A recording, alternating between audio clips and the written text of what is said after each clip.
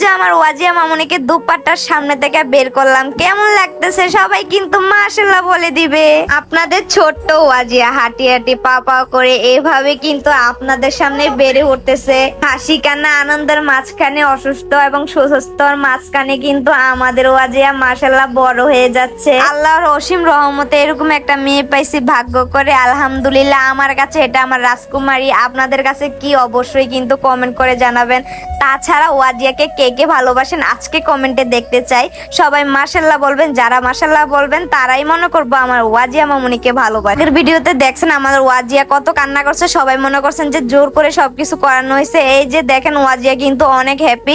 ওই দিন কালকে ছিল ও কান্নাকাটি করতেছিল, তার ঘুমের টাইমটাতে আমরা এই আয়োজনটা করছি তার কারণে আর কি। আর আজকে দেখেন আমার ওয়াজিয়া কতটা হ্যাপি মাশাআল্লাহ। আজ প্রথমবারের মতো আমার মায়ের মুখে খানা তুলে দিলাম। একটা সন্তান তার মায়ের সামনে চোখের সামনে বের